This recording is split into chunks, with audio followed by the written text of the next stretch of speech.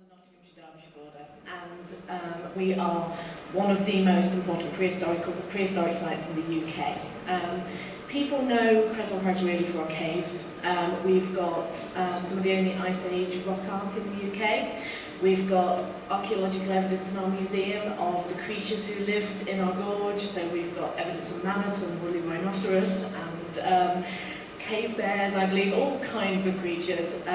We've also got one of the biggest collections of evidence of Neanderthal people living in the gorge as well.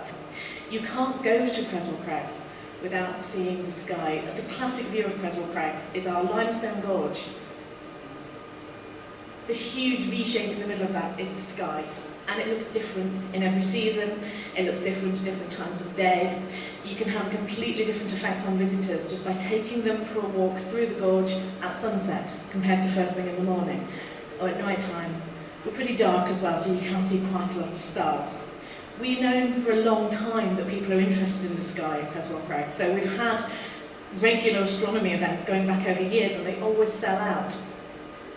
So as I arrived at Creswell Crags, and I've only been working there since June, we were actually displaying the work that you can see around the room here, which is the outcome of the Skyscapes project, the poetry that was written, writing Skyscapes, back in, was it May? April. And you can see the way that our landscape and the sky inspired the people who came, the writing that they created.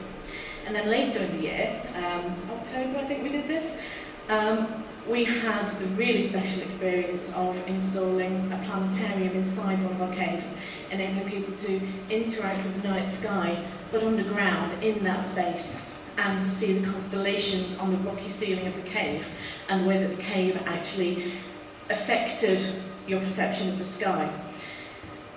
We don't know why prehistoric people carved figures of creatures on the walls of our caves, but it could have been inspired by the sky.